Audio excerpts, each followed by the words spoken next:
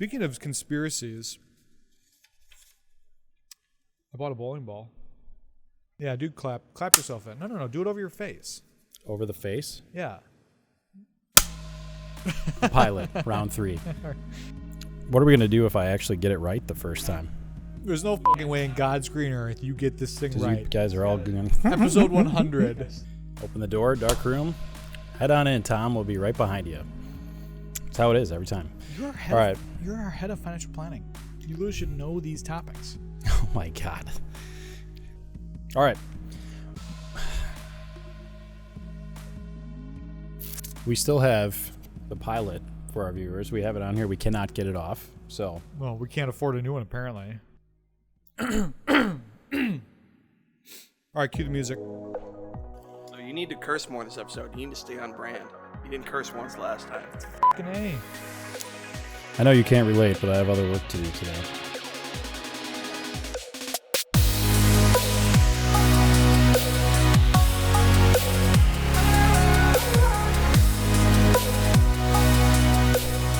What's up, everybody? Welcome to another episode of the Planning Desk Podcast. I'm your host, Tom Burmeister, joined by my co-host, Mr. Purple, Tony Steek. Tony, Tom? Hello. We're back for another episode. We continue to work through our creative differences. We've been communicating mostly through our agents, but we were able to get to a point where we're ready to proceed with another episode, so I'm happy to say that. Good to see you. Episode 2. Wow, I cannot believe we have finished out the first one and actually chose to do another one. This was a lot of fun. And you know what? We have some reactions about the first episode. My favorite one comes from someone on Twitter, and I quote, "This sucks." So Yep.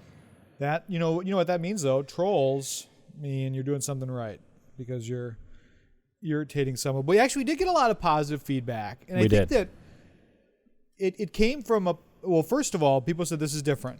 They've not seen something like this, and it's giving them a perspective on the industry in real time, like we were talking about last episode, around these events, around technology, around topics. So it's been good. Everyone's been excited. I think. Did you defend us against this person? No, I didn't. No. I do not engage with that kind of behavior or that kind of language. You know me. Did you get any reaction from the wife?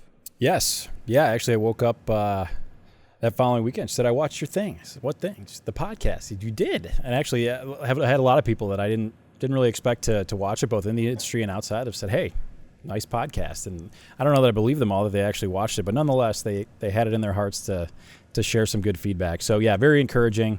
You know, that's why we're here for our listeners, because we have a lot of differences ourselves, but that's what brings us back. Most of the views are actually my wife. So yeah, when I go work out in the basement of my house, I take the Apple TV and I port it up to the television in the bedroom that she's watching, because she's watching some show. So then I port up the episode and turn it on. So every night she gets to watch Tom and Tony bloviate on a bunch of topics. So today we have some really cool topics, actually. And I think the first one I'm really excited about.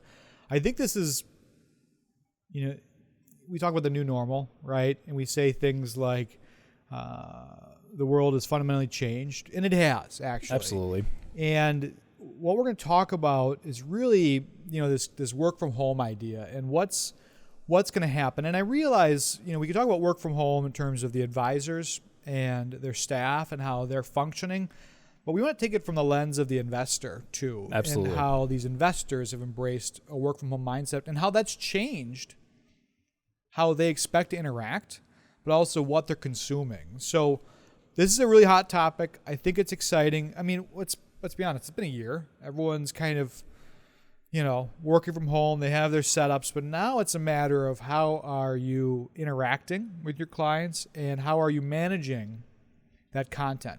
And we remember last week's episode, the GameStop, yes, the meme stocks, like that. I would argue that the impetus or some of that was driven by this work from home culture, this being in front of their computer monitors, having access to more capital. Multitasking opportunities are immense. Right? But just imagine travel budget. Travel budget. No more travel budget. No more vacation budgets. No more remodels. There's a lot of things that all this money came and made itself available, and so that's why I think we should talk. about work from home because the amount of access to capital, especially in light of the meme stocks and everything else. So that'll be our first topic. Super excited about working from home and kind of how advisors can position themselves in this quote unquote new normal. Let's do it.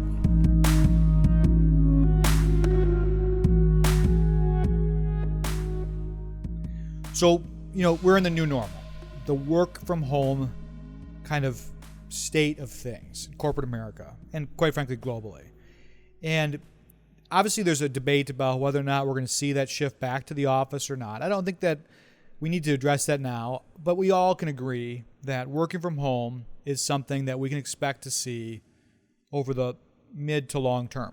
I think some employees will just certainly work from home in perpetuity. Mm-hmm. So, with that being said, and thinking about the investor, right, and how you engage with those clients, how is an advisor going to address that? Because they're typically, let's be honest, they're accustomed to meeting at their office or meeting at a coffee shop, addressing things, signing paperwork, delivering a plan, all traditionally minded. And now we're in this new world. So how does the advisor address those investors or clients? And how do they make it comfortable for them in this new setting? Yeah, I think we're starting to realize that the whole ceremonious aspect of talking about finances, and it was getting together, and there was handshakes, and there was the paperwork in the coffee shop or the office, and it was a very ceremonious thing, and it was largely considered almost mandatory. We're talking about important things. We got to get together in person. That's how important things get done, and we've all realized, whether we thought so or not, that we can get a lot of stuff done virtually. So yeah, the question is how much of this new normal becomes the normal going forward. So I think advisors have to take a lot of things into consideration here. I think certainly client preferences are very important. Clients may have a preference for keeping the virtual meetings going. I think some clients may be very excited about getting back to an office to have a face-to-face conversation, but I think you need to be able to be flexible. And I think, again, it's about process. We talk about that a lot. You need to have a documented process about how you're going to go about setting up these meetings, preparing for these meetings. So I think it's important to communicate to clients what precautions you're taking if they would choose to come into the office. But if not, here's what you can do to prepare for a virtual meeting. Here's what you need to have. Perhaps even have somebody from your staff test it out with the clients ahead of time, so that you don't get that, the thing that always happens, even before this, where it's like, can you hear me? Can you hear me now? No, yeah, I could, but now I can't see you. It sounds like you're in a cave. So like we want to be able to make sure these meetings are productive and it's not seen as a negative experience. So all that process-related prep work is going to be really important to make sure that these things can continue smoothly, regardless of how a client might choose to engage. But you got to give them options. You got to meet them where they are, and it might evolve over time. But I think you need to realize that there's not going to be one standard way of setting up a meeting with clients, all of those things like we were used to. What I also think is interesting, and I've heard it a lot, there are virtual advisors out there that they pride themselves in, hey, we are 100% virtual. We've always been that way. But what we're seeing now is this almost tectonic shift in our country around the ability to work remotely. You're seeing this flight out of certain states and into other states. You're seeing people look at properties and real estate that they never would have before. But the advisor, you need to make sure you can follow along them. So let's just say someone moves from California to Idaho, right? We're seeing a shift there. You get a lot more property, you get a lot more fun. How taxes, potatoes, right?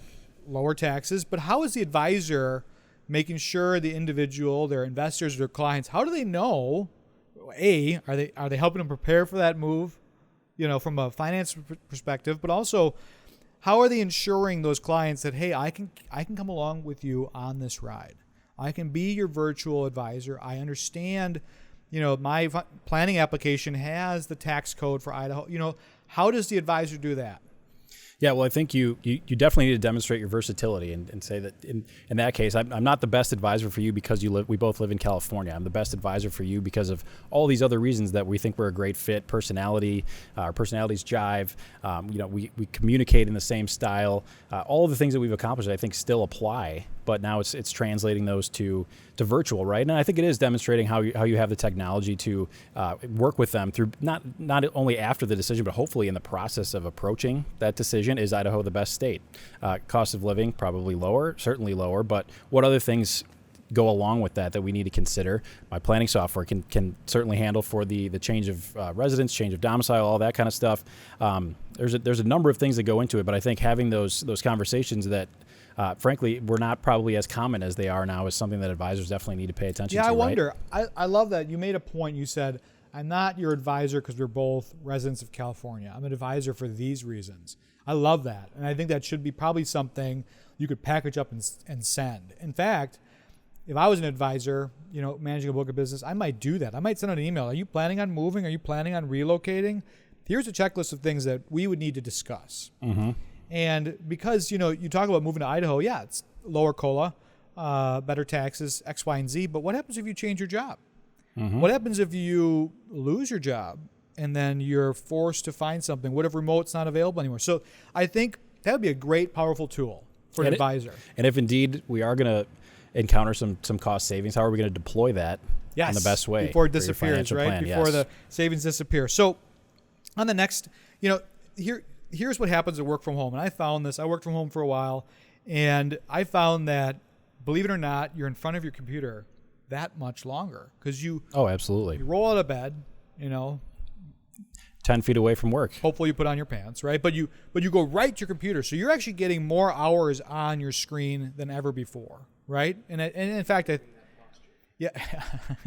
improving your posture, right? I think ergonomics are not my strong suit. But so think about that. So you're in front of your computer that much longer, right? Mm-hmm. But you are still taking mental breaks, but you're going to be exposed to more things on the computer. I have to think that many people working from home maybe have CNBC on in the background, maybe have a news channel in the background, maybe they are reading more digital newspapers and things like that. So they're seeing a lot more, mm-hmm. right? And they're exposed to, quite frankly, more digital ads. So how does the advisor, again, stay at the forefront of this? Because now they're consuming more. There's, without question, if you're used to be doing 7 hours in the computer in the office, or 6 or 5, depending on your meeting schedule, now you're probably doing 8 hours or 9 hours. How is the advisor staying in front of their clients, especially in light of this new work from home mentality? Well, it's so important because all these studies, and we don't even need to cite them because they all indicate how often people think about their finances. And I think advisors need to really come to grips, and this has always been the case, but really need to understand that especially now, if you haven't given them the resources to help better understand what it is that they're thinking about, or given them a mechanism to get answers to their questions, they're going to the internet. And they're seeing ads for your competitors, whether they're robo-advisors or just different human advisors, that whole time while they do that. And so you need to be seen as that trusted resource and the first kind of go-to resource. So client communication, always something that we harp on for years and years, but even more important now, what are you doing proactively? I think there's things like newsletters and other things, but how can you get more creative with giving topical, relevant information to a book of business that might be relatively segmented and different topics might apply to different people. So you really need to put some thought into your communication strategy and understand kind of how people are consuming information so that when they start to think about these things, middle of the night or what have you, something from you or a resource that you've given them is that maybe not the only, but the first place they go, so that's not their default, is to go out into the Google sphere or whatever it's called to figure out what they're thinking about. Correct. I mean, I think when I think about it, you want to be exposed at the right cadence with the right content, right? And as an advisor, you said you have a diverse book of business, so you need to segment out those households. And if you have 100 households, 50 households, 150, you need to segment out those households based on characteristics that would consume the same amount of content and information. Secondly, you need to then start kind of formulating how you're going to distribute that. Are you going to hire a Snappy Kraken or FMG Suite, or are you going to do it on your own? Do you have administrative assistants? And you're going to start distributing out emails or other content. But I think it's really important that I might get a little bit of pushback on the internet for saying this, but I think the more content, the better. Yeah, for sure. I think you kind of inundate them with a healthy amount of content, but ways around this whole like too much, unsubscribe. As an advisor, you can ask them, what is the cadence you desire? Is it weekly? Is it monthly? Because they're not on LinkedIn all day. They're not on Facebook. Maybe you're doing posts there, whatever it is. So you need to then seek out and say, how often can I communicate with you? Because now with new applications and technology, you can actually, when they choose to unsubscribe, you can, instead of saying unsubscribe, you can say, I want to reduce the cadence down to 2 weeks, once every 2 weeks. Limit my content to these topics only. Right. So that's great. I think that's a great action item, right? Create questionnaires saying, what kind of content do you want to see? I mean, you should still give them what you think they need, but and what frequency. Because it's going to be critical in today's modern work from home era that you are making sure you're staying top of mind. Because if they're not in the client portal looking up subjects, if they're not following up the to-do list that you've given them, they're going somewhere else. Right, and I think it's worth pointing out that now, is it sustainable to encourage clients every time you have the slightest question or the slightest thought or idea, reach out to me? Now, you could say that. I think you'd, depending on how big your book is, you might run into some capacity issues at a certain point. But I think it could be very useful to say, let's build our next conversation agenda. So when you do have those questions, figure out some sort of electronic or digital medium to be able to keep a running list of things we want to talk about. Maybe those things get crossed off if in the interim something else happens, but we're creating that running list for our next agenda so that you know that eventually we're going to talk about that, even if it's not in real time. Sure. When we come back, we're going to talk about alternative investments. And why this is so popular now is exactly what we were just talking about. Work from home. People have access to more capital than ever before. They're saving more than ever before. So when we get back, we're going to talk about alternative investments, and why that's so important for your business going forward.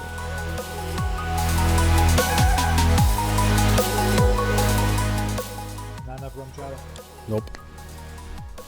So Tony, another byproduct of this whole work from home phenomenon has certainly been increased savings rates. People just don't have as much stuff to spend money on, or certainly the opportunity to spend money on the stuff they were spending it on before, right? So I think let's talk about how asset location and where you're putting those extra savings are important. But first of all, I got to ask you, because I got more golf trinkets and stupid golf stuff that has not helped my game whatsoever than I've ever had before. But tell me about your impulse purchases. This is the craziest part about impulse purchases from the pandemic, in my opinion. Everything that people are buying is something that they cannot use when they're trapped in their homes. Did you notice that?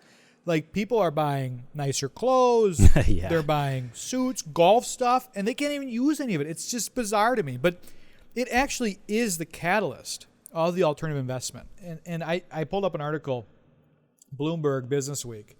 Sneakerheads have created a gravity-defying, pandemic-proof commodity of their own. And it shows a picture of an Air Jordan. And I think that's really interesting, is that advisors are all of a sudden inundated with an entirely new investment, like group of investments, and investors, quite frankly, because I'll admit. So you asked me what for me it was. I've been sitting on StockX for quite some time, and I have, let's just say, I have a lot more shoe boxes in my closet. And for those that don't know, StockX is a way to bid on and sell shoes, and these shoes can be.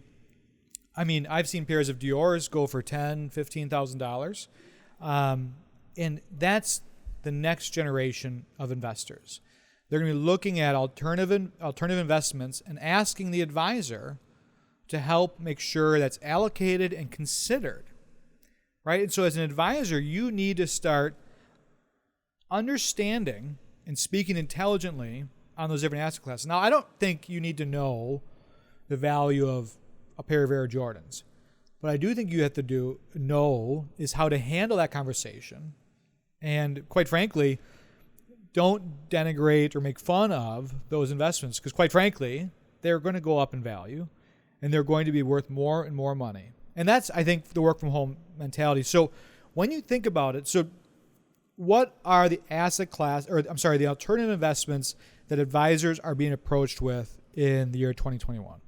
First of all, I think we should point out there's no guarantee of investment performance, despite whatever Tony says. Yeah, I think that's in the disclaimer. Yeah. So, I think certainly crypto is a big one, and I think that's probably worth bringing in an expert on, because I think we can talk about it a little bit. But I saw something like 80% of advisors report having clients ask them about crypto, which is just fascinating to me, because you think about I guess, stereotypically what you consider the demographic to be interested in crypto versus the demographic that is traditionally served by a human financial advisor. And there's a little bit of a Venn diagram, analogy going here. There's some overlap, but you don't traditionally think of them as one and the same. So that I found fascinating. So I think, yes, advisors need to be prepared to talk about it. Now, if we go back to our talk in episode 1 about GameStop and Reddit stocks and all that kind of stuff, I think you need to be prepared to articulate why you think it is a good or a bad idea without poo-pooing the whole concept. Sure. Or, like we talked about last time, helping your client understand what is a good, safe amount to deploy to that type of investment, and what risk you're taking. I think all of those things are really important. But what am I missing? What else is out there? No, I think, well, really quickly, so crypto's the big one, right? But now you're seeing all these different things like NFTs. Of course, Yes. you talked about the shoes, about comic books making a resurgence. Like you're seeing cards. What's the sport one? Oh, NBA Top Shot. Yes, Top Shot. I heard Michael Batnick's wife is now a multimillionaire because of Top Shot. But like this is the insanity of this all. And I think it goes back to I want you to point something out, because you said something when we were off the air about savings rates are going up significantly, interest yields are going down, right? So there's a lot more money in the world that needs to go somewhere. And then you made a really important point about risk tolerance. What happens in the investor's head when they're sitting on a pile of cash and not spending it? Well, I think investors are looking at balances or savings amounts that they probably weren't used to in the past. So I think naturally their risk tolerance might go up a little bit because they're more prone to take a slice of that, however big, and put that into something that they may have not considered before because they had bigger priorities and a totally different appetite for risk. Whereas now they have a little bit more, and I think their propensity to be okay with losing that is, I think, okay, or at least taking a little bit more risk anyway. Yeah, it's funny because like more to that topic, like people are spending money on things they normally wouldn't spend their money on, and then when this pandemic's over, they're going to want to go on their vacations, do their home improvement projects, and they might not have the nest egg that they would have before. So as an advisor, it's your responsibility to remind them that, hey, you can go off and buy 16 pairs of Air Jordans, but there goes that bathroom remodel, or there goes that trip to Disney World. So I think as an advisor, you need to remind them. But I don't think, and I agree with you 100%, we cannot like downplay the importance of alternative investments. And you mentioned crypto being the big elephant in the room. And you might mention that some 80% of advisors have been asked about crypto in the last year. And you now see some of the largest organizations in the world either purchasing crypto, right, or beginning to work on being a custodian to crypto. But even more so, you're seeing this concept of crypto being a good piece of your portfolio. If it's 5%, I've heard a lot of different numbers, 3%, Sure. 5% allocations, but it's here to stay. And so, and we're not experts on the topic by any sense. I think it's really important that we book someone on the topic, and Yeah, we should. We can make that happen. But what are the questions we're going to ask? What are the questions we're going to ask him or her? I think estate planning is a big one, right? How is estate planning considered when it comes to crypto? What about taxes? I've heard some new things on taxes. Like, What exactly is a Doge? what exactly is a Doge? I do think that actually, you bring up a good point, Guthrie. Like people, we need to take a step down in terminology and make sure everyone's at the same level, because advisors, they have to know everything, don't they? Yeah, I mean, we're already putting a lot of pressure on them nowadays to become experts at like retirement healthcare spending and stuff like that. And now this is just a completely new topic that they need to at least have an elevator conversation about to give clients the sense that whether they agree with the strategy or not, they're at least up to speed with what's going on, and certainly haven't been ignoring a lot of the buzz about it. But I think it's okay to have a very well articulated thesis about what you think about it and why not, or here's what I need to see. Here's what I would need to see, or here's we hear a lot about education levels, like what are firms doing to introduce education programs for advisors. So here's what I need to see in order to make that okay, so that investors at least have a better sense of what their advisors are thinking about, all of those things. And I think there's so many interesting topics. We talk about correlation with other asset classes. That's a big positive in a lot of people's minds about crypto, is that it doesn't necessarily correlate as well with other asset classes, so you're not as prone to the dips of the aggregate market as you might be. Inflation hedging, inflation's a big topic that we talk about a lot now. So I think all of those things are really good to ask an expert. Those are big takeaways. I like that. So it's how do you educate the client better on alternative investments such as crypto? How do you acknowledge their desire to invest in alternatives such as Air Jordans? How do you educate yourself? Because you're going to find out that if a client feels that they know something better than you, that's actually a driving force to them leaving you. Sure. Because they don't feel that you are becoming the expert that you ought to be. So it's education at the client level, at the advisor level, right? And then also being respectful of these alternative investments because they're here to stay. And it's not just the millennial and the Gen Z. Like, alternative investments are a thing in perpetuity. People look at gold very differently nowadays, look at silver very differently, they look at bonds very differently. It's here to stay. So we need to really get up to speed quickly on the importance of alternative investments, how they're modeled in your portfolio, right? And then, of course, being respectful to that desire to invest in things other than equities and, say, bonds or gold. Yeah, absolutely. I think there's a ton that we could unpack there, and I think I have so many questions, but I think it's going to be really fascinating to see how advisors adapt to this from a regulatory standpoint. I think there's just so much more to happen there, good or bad, who knows? But it's crazy. Tons of stuff. Honestly, crazy. I think it'll be exciting to talk about. I'd like to get someone on very soon because this is so topical, and I think we're going to see an arms race in both custodying those assets. The technology that's going to use to model that's going to be used to purchase and transact that. I think it'd be exciting. So the sooner the better on that. I might not be here next week because I'm going to make millions this weekend on Garbage Pail Kids, non-fungible. Yeah.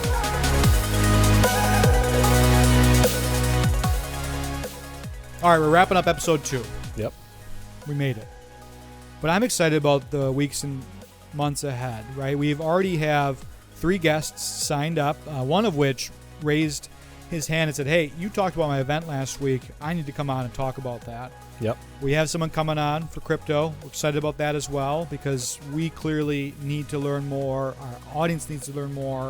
And then we have some other ones that follow about marketing and about everything else. And then sometime in the future, tech showcases where we're going to put people on the spot. Super excited and for we're going to call them out and say, hey, put your money where your mouth is. So that's exciting. We have a lot to go. And I'm really looking forward to the next couple episodes. Yeah, me too. Tell your agent. Expect a call from my agent. Planning Desk out. Oh, shit. Forgot the most important part. Check us out on Twitter at The Planning Desk. Like and subscribe on your favorite podcast platform. Check us out on YouTube too. Let us know what you want to see on future episodes. Now, Planning Desk out.